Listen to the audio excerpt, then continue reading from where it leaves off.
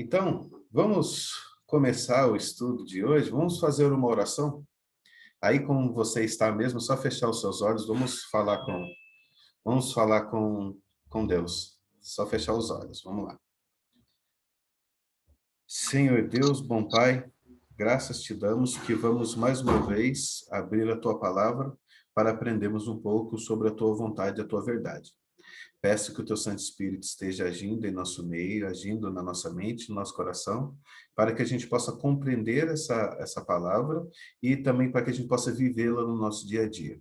Isso te pedimos em nome de Jesus. Amém. Bom, vamos lá então. Deixa eu compartilhar minha tela com vocês. Deixa eu abrir aqui.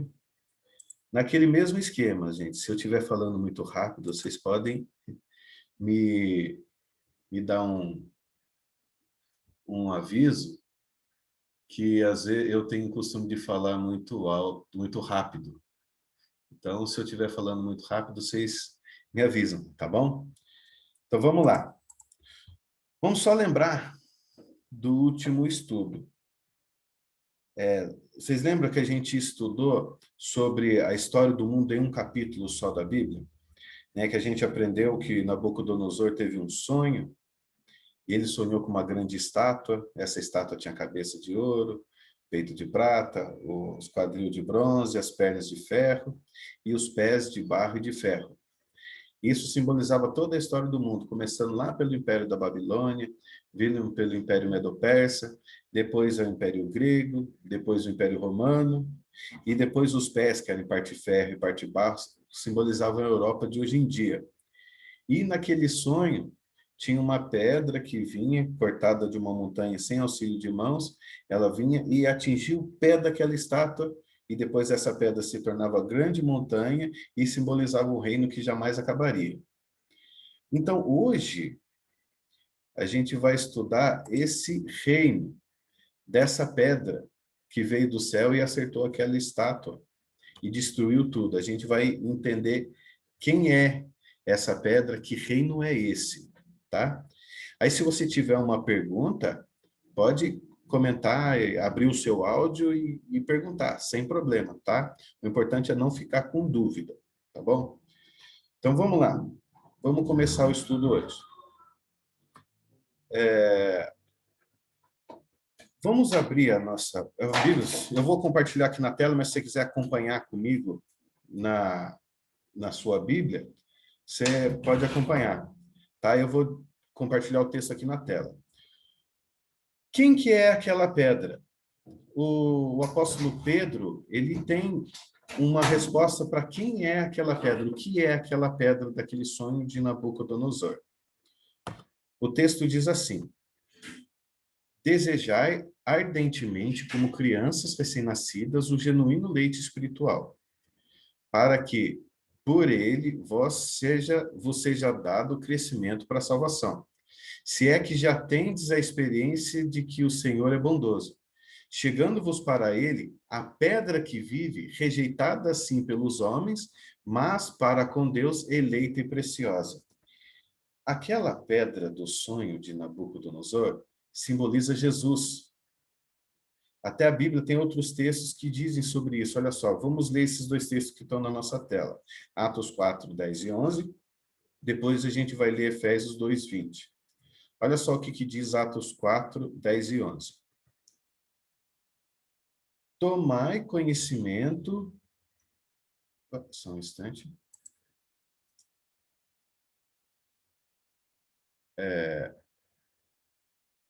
Pronto, vamos lá.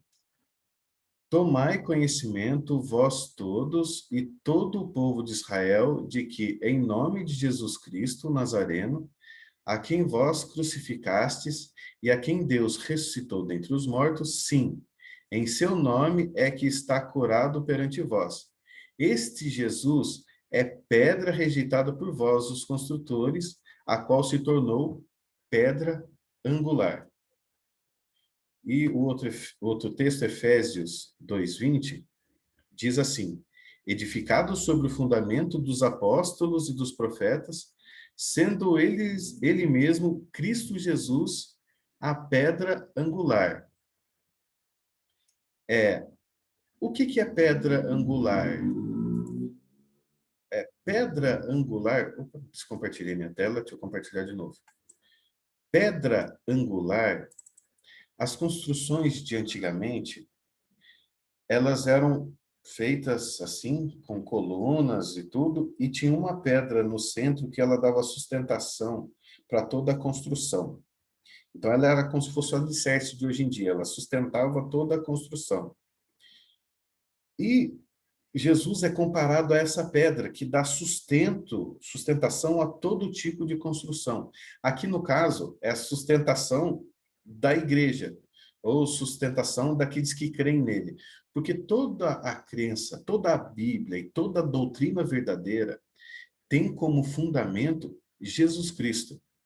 Então, por isso que na Bíblia Jesus é chamado de pedra, de rocha, porque ele é o sustento de todas as coisas. E por isso, lá naquele sonho de Nabucodonosor, apareceu essa pedra cortada sem auxílio de mãos, ou seja, não foi homem nenhum, foi o próprio Deus, cortado sem auxílio de mãos, que veio, derrubou aquela estátua que simboliza os reinos do mundo, e depois essa pedra, que é Jesus, se tornou grande montanha, simbolizando um reino que jamais passaria. Então, essa pedra simboliza Jesus e o seu reino. Então, por que essa pedra simboliza Jesus e o seu reino?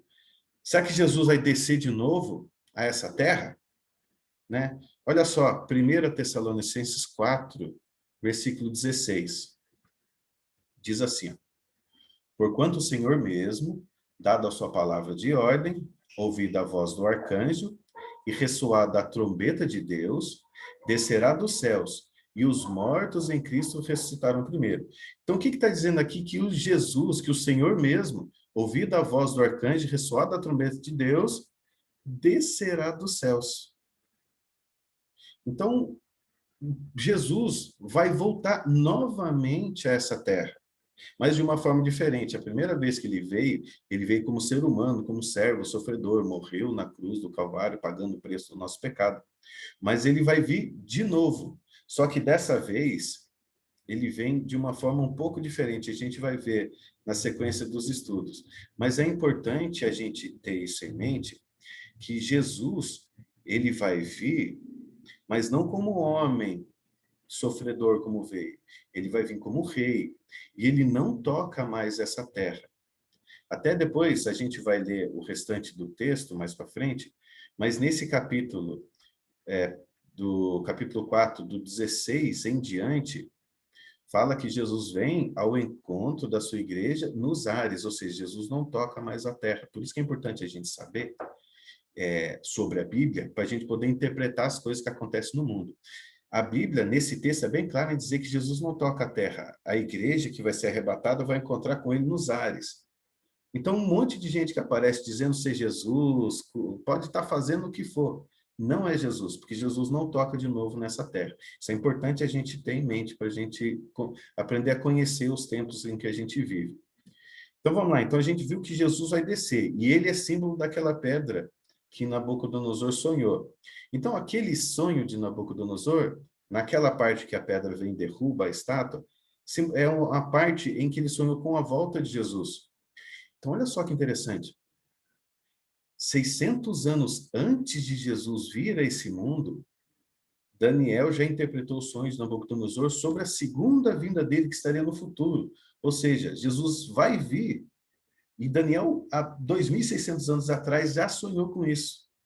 Olha só como que isso é interessante, como que Deus ele é certeiro nas coisas que ele faz.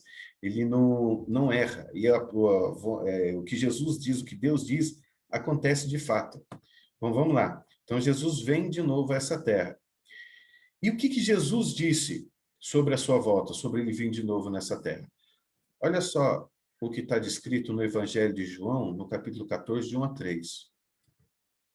Diz assim: não se turbe o vosso coração.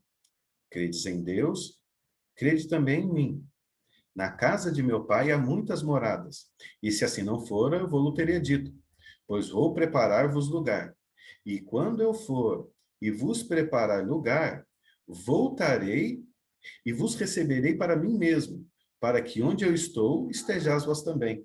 O que ele está falando? Que Jesus foi, quando ele ressuscitou, ele foi ao céu, nos preparar lugar, depois ele voltaria para nos buscar, para morar com ele nesse lugar que ele está preparando. Então, Jesus disse que ele vai voltar para nos buscar. Olha só a grande esperança que a gente tem, então, hoje. Por isso que até aquele primeiro estudo que a gente viu na Bíblia, o primeiro estudo que a gente fez sobre a Bíblia traz esperança. Porque esse momento que Jesus está prometendo para a gente é a nossa maior esperança. Onde ele vai nos livrar desse mundo que faz a gente sofrer bastante, principalmente nesse tempo que a gente está vivendo. Então, Jesus tem a solução. Jesus tem a esperança para a gente. Então, olha só, como que a Bíblia compara a volta de Jesus. Quão certa é a volta de Jesus? Hebreus 9, 27 e 28 traz a resposta. E assim como aos homens está ordenado morrer uma só vez, vindo depois disso o juízo, assim também Cristo, tendo se oferecido uma vez para sempre para tirar os pecados de muitos, aparecerá segunda vez, sem pecado, aos que aguardam para a salvação. Então, tão certo como é a morte para o ser humano, se Jesus não vir antes, né, todo mundo envelhece e morre, infelizmente, não era o plano de Deus, mas todo mundo envelhece e morre. Tão certo como é a morte para o ser humano, é a volta de Jesus. Então, a volta de Jesus é uma promessa que vai acontecer, querendo o ser humano ou não. Jesus prometeu e Jesus cumpre. Jesus cumpre todas as suas promessas. Por isso que, voltando no estudo passado, Jesus mostrou para Daniel, Deus mostrou para Daniel a sequência de reinos que iria acontecer antes da sua volta. E do jeito que ele contou para Daniel, aconteceu. Aqueles reinos passaram do jeito que Jesus falou que ia passar. Então, da mesma forma que é certeira a palavra que Jesus disse sobre os reinos, é certeira a palavra dele sobre a sua volta. Então, como que vai vir Jesus? Como que Jesus vai vir? Então, tem alguns textos que eu separei aqui para a gente poder analisar como que vai ser a volta de Jesus. Bom, vamos lá. Primeiro, Jesus vai vir em corpo físico, não de forma espiritual, mas ele vai vir em corpo físico. Olha só, Atos 1, do 9 ao 11, o que diz? Ditas essas palavras, Jesus foi elevado às alturas à vista deles, e uma nuvem o encobriu dos seus olhos. E estando eles com os olhos fitos no céu, enquanto Jesus subia, eis que dois varões vestidos de branco se puseram ao lado deles e lhes disseram: Varões galileus, por que estáis olhando para as alturas? Olha só o que os anjos disseram para os discípulos. Este Jesus, que dentre vós foi assunto é aqui subiu, né, foi levado ao céu. Esse mesmo Jesus que foi assunto ao céu, virá do mesmo modo como viste subir, virá do modo como viste subir. Então, do jeito que Jesus foi assunto ao céu, foi levado ao céu, ele vai voltar. Jesus ressuscitou com o corpo, né? Olha só, até esse texto aqui ajuda a gente a entender, ó, Lucas 24, do 39 a 41. Vede as minhas mãos e os meus pés, que sou eu mesmo. Apalpai-me e verificai, porque um espírito não tem carne nem osso, como vedes que eu tenho. Dizendo isso, mostrou-lhe as mãos e os pés. E, por não acreditarem nele, eles ainda, por causa da alegria, e estando admirados, Jesus lhes disse: Tendes alguma coisa de comer? Então, Jesus, aqui são duas partes. Uma, aqui Jesus, depois da sua ressurreição, aparece para os discípulos, e ele aparece com o corpo.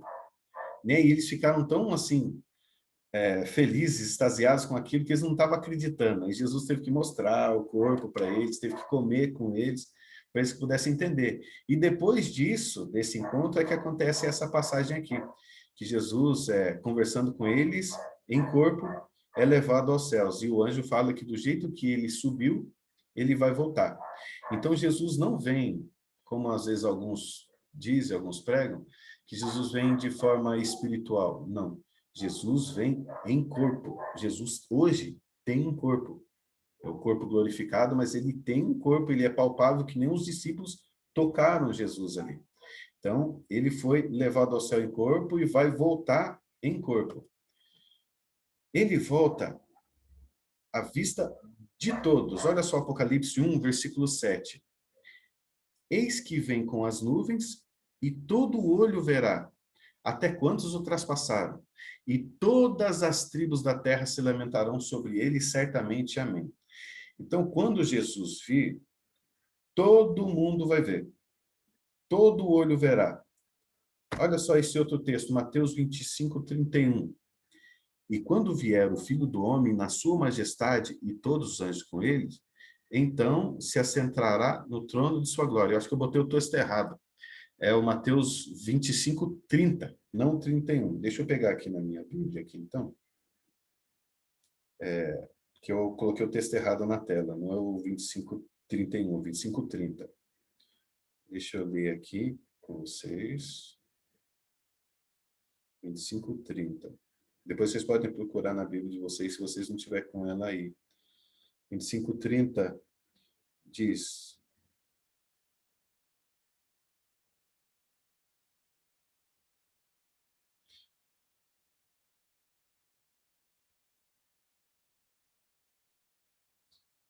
não, 32. E todas as nações serão reunidas à sua presença, e ele separará uns dos outros como o pastor separa o cabrito das ovelhas.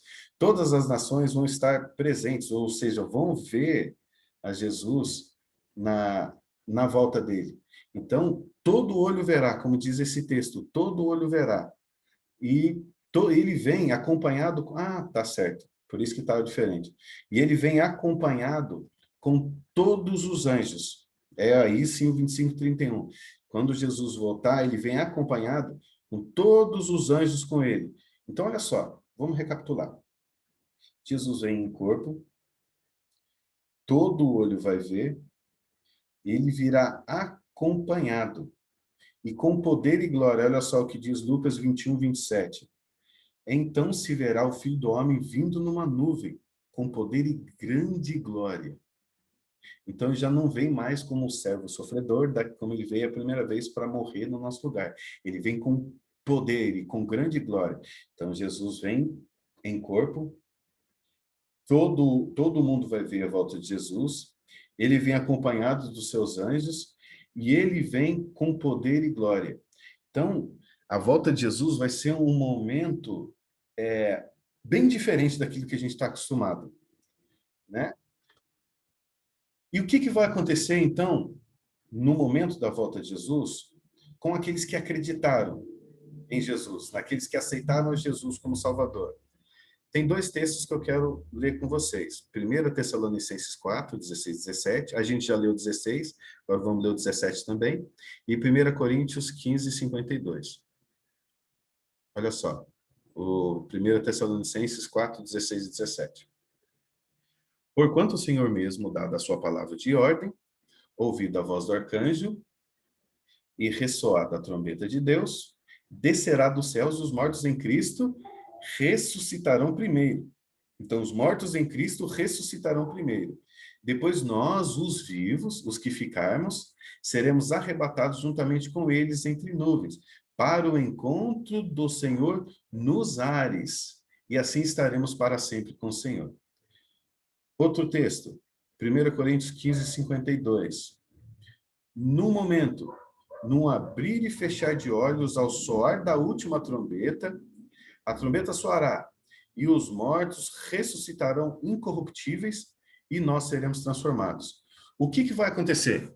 Quando Jesus voltar, aqueles que morreram em Cristo, morreram acreditando em Cristo, vão ressuscitar para encontrar com Jesus. E os vivos serão transformados para encontrar com Jesus. Então, no momento da volta de Jesus, toda a nossa deficiência física, a nossa debilidade física, a corrupção do nosso corpo, Deus vai transformar. Então, naquele dia, eu não vou ser transformado, se eu estiver lá, andar com Cristo até lá, vou ser transformado, não vou mais precisar de usar óculos. Meu óculos é bem forte, e eu não vou mais precisar usar. As nossas doenças que a gente tem, as nossas debilidades, as nossas fraquezas, serão todas transformadas, e a gente vai ganhar um corpo transformado. E os que ressuscitarem, ressuscitarão com um novo corpo, um corpo que não morre, porque Jesus não nos fez para morrer. Jesus nos fez para viver para sempre, mas o pecado que entrou no mundo nos separou de Deus e trouxe a morte. A gente vai estudar mais sobre isso nos próximos estudos. Mas hoje, então, a gente morre. Para que a gente possa viver com Deus, a gente não pode mais morrer. Então, Deus vai nos dar um corpo imortal, um corpo que não morre, um corpo que não fica doente, um corpo que não perece, um corpo que não tem problemas, né? Como eu citei o problema do óculos, um corpo perfeito. Então, nós seremos transformados. E aqueles que não acreditaram em Jesus? O que vai acontecer com eles? Olha só, 2 Tessalonicenses, no capítulo 1, 7 a 9, e depois o capítulo 2, versículo 8. Olha só, o capítulo 1, do 7 ao 9. E a vós outros que sois atribulados, alívio juntamente conosco, quando do céu se manifestar o Senhor Jesus com os anjos do seu poder, em chama de fogo, tomando vingança contra os que não conhecem a Deus e contra os que não obedecem ao evangelho de nosso Senhor Jesus. Estes sofrerão penalidade da eterna destruição, banidos da face do Senhor e da glória do seu poder. E o capítulo 2, versículo 8. Então será de fato revelado o iníquo, a quem o Senhor Jesus matará com o sopro de sua boca e destruirá pela manifestação de sua vinda. Então os ímpios, eles morrem. Não que Deus tenha prazer na morte do ímpio. A Bíblia mesmo diz que Deus não tem prazer na morte do ímpio, na morte do injusto. Mas para que o mal não se levante mais, para que o pecado não mais atormente os seus filhos, por isso que Deus dá esse tempo de graça hoje para nós. Por isso que hoje a gente fala que a gente está debaixo da graça, né? Que hoje Deus está dando a oportunidade de todo mundo tomar a sua decisão de escolher a Deus ou não. Porque Deus não quer a morte de ninguém. Mas Deus precisa fazer justiça. E Deus precisa acabar com o mal. Deus quer destruir o pecado e o mal, não o pecador. Mas quando Deus destruir o mal, aquele que estiver agarrado ao mal, querendo o mal, vivendo para o mal, infelizmente vai ser destruído junto. Até o livro de Isaías diz que esse momento, esse que Deus vai fazer, é uma obra estranha, que não é comum Deus fazer. Deus não tem prazer nisso. Então, infelizmente, os ímpios vão morrer, para a tristeza de Deus, né? Deus não se alegra com isso. A volta de Jesus é chamada de fim do mundo porque os ímpios morrem e os justos são levados para o céu. Que nem a gente viu, né? Os salvos serão arrebatados, ou seja, a palavra arrebatado significa tomado pela mão, né? Então, os salvos serão arrebatados e levados, e os ímpios morrem. Por isso que é o fim do mundo, não que a terra vai ser destruída, é que ela não vai ter mais ninguém, né? Enfim, vai ter alguém, mas a gente vai, é um próximo estudo. Então, a Terra fala que é o fim do mundo porque a Terra não vai sobrar ser humano nenhum, nenhum animal vivo na Terra. Então, tem um grande paradoxo, e que nós que escolhemos o resultado disso. Quer ver? Apocalipse 6, do 15 ao 17, diz assim: os reis da terra, os grandes, os comandantes, os ricos e poderosos, e todo escravo e todo livre se esconderam nas cavernas e nos penhascos, nos montes, e disseram aos montes e aos rochedos: caí sobre nós, e escondei-nos da face daquele que se assenta no trono e da ira do Cordeiro. Na volta de Jesus, os ímpios vão saber que estão perdidos, e eles vão ficar desesperados, para a tristeza de Deus e para o desespero deles. Mas os salvos vão dizer isso, a Isaías 25, 9. Naquele dia se dirá: eis que esse é o nosso Deus, em quem esperávamos. Ele nos salvará. Este é o Senhor a quem aguardávamos. Na sua salvação exultaremos e nos alegraremos.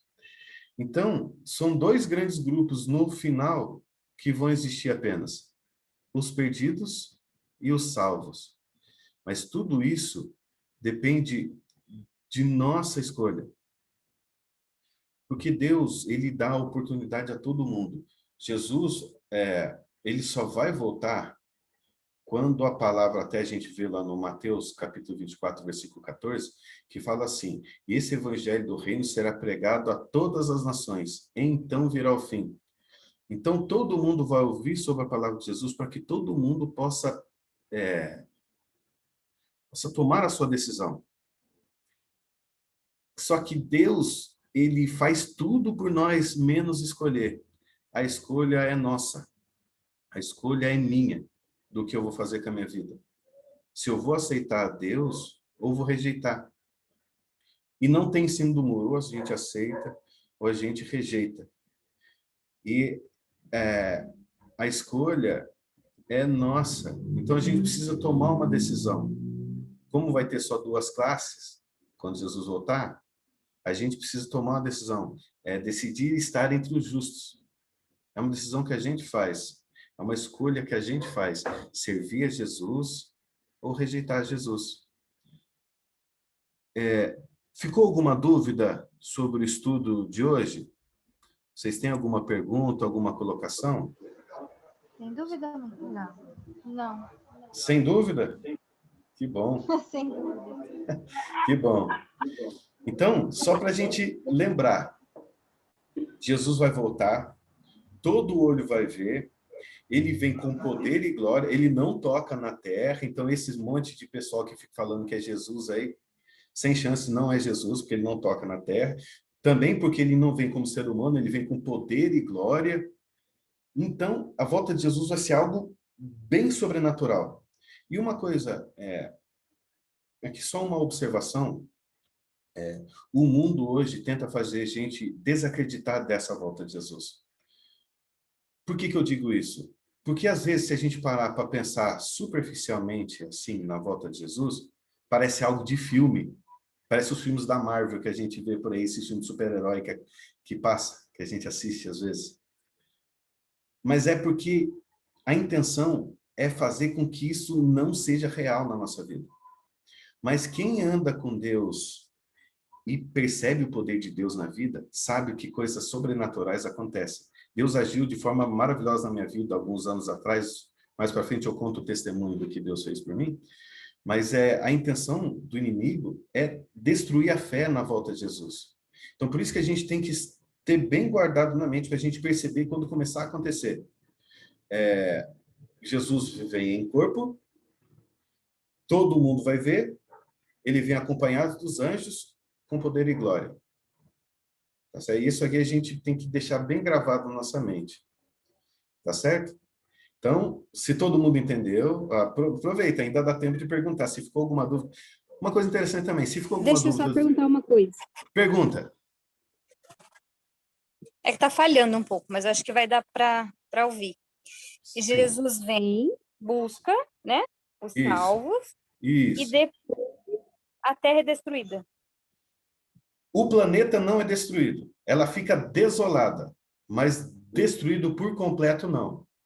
Porque tem a gente escuta falar que no começo acabou com a água, né? O mundo acabou com água, com o dilúvio. Isso. Nos tempos de hoje vai acabar com fogo. Aí Isso eu aí. procurava na Bíblia, mas eu não encontrei nada que fala sobre isso. Sim, sim, tem um texto que a gente vai estudar, se eu não me engano, daqui a 2 sábados, eu não tenho certeza, a ordem agora não vem na cabeça, mas a gente vai entender por que fala que vai vir com fogo. Tem um texto no livro de Apocalipse que fala sobre o fogo no momento da volta de Jesus, mas a gente vai entender mais para frente sobre isso. Mas a terra em si, ela não é destruída, ela vai ficar desolada. Vai ficar sem ninguém morando, nem um ser humano, nem um animal. Né? Mas Deus não destrói completamente a terra, só não vai ter ninguém nela. Certo? E esses que não foram salvos vão sofrer eternamente, né? Depois do juízo, né? Isso a gente vai estudar mais para frente, mas eu digo para você que o inferno não é eterno.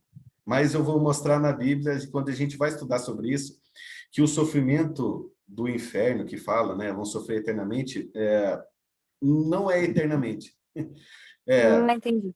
Tem um período. A gente vai estudar sobre isso, porque esse é um assunto bem importante, porque essa é uma crença que tem, e ela não é verdade, ela não é bíblica, de que Deus, digamos, que por uma pessoa que viveu 70 anos rejeitando a Deus, fazendo maldade em 70 anos, fique sofrendo a eternidade inteira.